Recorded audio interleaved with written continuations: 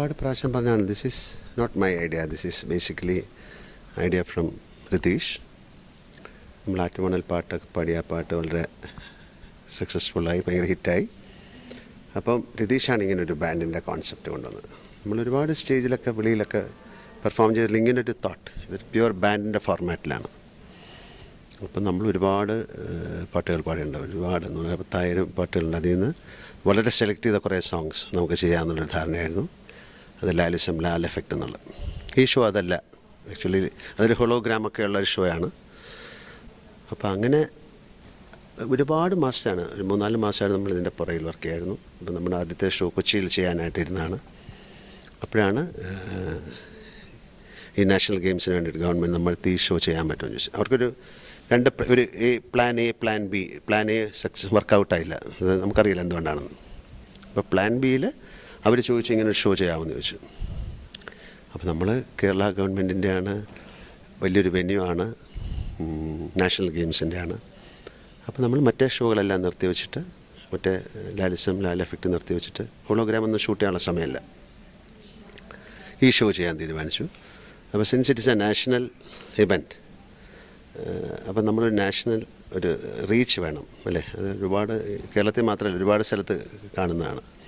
അപ്പോൾ അതുകൊണ്ട് Lalism India singing എന്ന് പേരിട്ടിട്ട് ഇന്ത്യയിലുള്ള ടോപ്പ് സിംഗേഴ്സിനെ കൊണ്ടുവന്നു. ഇപ്പോൾ ഹരിഹരൻ, ഉദിത് നാരായണൻ, കാർത്തിക്, അൽക്ക യാഗ്നിക്, എം ജി ശ്രീകുമാർ, സുജാത എല്ലാം കൊണ്ടുവന്നിട്ട് നമുക്ക് മുമ്പേ നടന്നവർക്ക് അല്ലെങ്കിൽ പാടിയവർക്ക് അല്ലെങ്കിൽ അഭിനയിച്ചവർക്കുള്ളൊരു ട്രീറ്റാണ്, ഒരു ട്രിബ്യൂട്ടാണ്. അങ്ങനെ ഇന്ത്യ സിംഗ് എന്നൊരു കോൺസെപ്റ്റ്.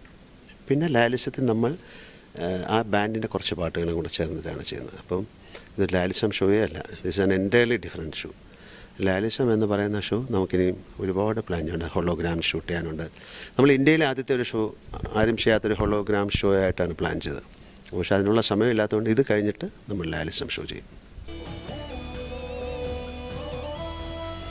ലാലിസം നോപ്റ്റിതൻ്റെ കൂടെയുള്ള പെട്ടെന്ന് സജീവ് സോമൻ, അങ്ങനെ കുറേ കുട്ടികളുണ്ട് നമ്മളിവിടെ വർക്ക് ചെയ്യുന്നത്. അപ്പം അവർ love and live in the style of Mohanlal എന്നൊരു കോൺസെപ്റ്റ് ഉണ്ടാക്കി. അപ്പോൾ അതിനൊരു ബാൻഡിന് ഒരു പേരിടാൻ പറ്റിയ പേരാണെന്ന് തോന്നി.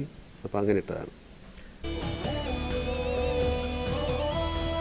ഒരു എല്ലാ കാര്യങ്ങളും സംഭവിക്കുകയാണ് അല്ലേ, വന്ന് ഭവിക്കുകയാണ്. നമ്മൾ ലാലിസം എന്ന് പറഞ്ഞിട്ട് എറണാകുളത്ത് നടക്കുന്നൊരു ഷോ തീർച്ചയായിട്ടും ഒരു ഭാഗ്യം കൊണ്ട് തന്നെയാണ് ഇങ്ങോട്ടേക്ക് ഷിഫ്റ്റ് ചെയ്തത്. പക്ഷെ അങ്ങനെ വരുമ്പോൾ നമ്മൾ വിചാരിച്ച ഒരു ഷോയെക്കാട്ടിലും വലിയ ഷോ ആണത്. നാളെ നിങ്ങൾ കാണുമ്പോഴേ അറിയുള്ളൂ. അതിൻ്റെ ഒരു വലിപ്പം ഭയങ്കരമായിട്ട് കൂടി നമുക്ക് ഒരുപാട് എക്സ്പെൻസുകളുണ്ടാവും. ഈ സിംഗേഴ്സിനെ കൊണ്ടുവരണം, അവർക്ക് പേയ്മെൻറ്റ് നടത്തണം, അവരുടെ കൂടെ ആൾക്കാരുണ്ടാവും, അവരുടെ ഫ്ലൈയിങ് ചാർജ് മാത്രമല്ല നമ്മൾ വേറെ ഇപ്പോൾ ആദ്യത്തെ സിനിമയിലെ പാട്ടുകൾ മുതലുണ്ട്, ശബ്ദം എന്ന് പറഞ്ഞാൽ ആലമാര. അപ്പോൾ അതെല്ലാം റീവർക്ക് ചെയ്യണം, പുതിയ റെക്കോർഡ് ചെയ്യണം, അതിൻ്റെ BGM ഉണ്ടാക്കണം. അതൊരു ഹിമാലയൻ ടാസ്ക്കാണ്. അപ്പോൾ തീർച്ചയായിട്ടും അപ്പോൾ ഇങ്ങനെ ഒരു വലിയ ഒരു സന്ദർഭം കിട്ടിയപ്പോൾ അതിനേറ്റവും മാക്സിമം നന്നായിട്ട് പെർഫോം ചെയ്യാൻ ഞങ്ങൾ ശ്രമിക്കുന്നു.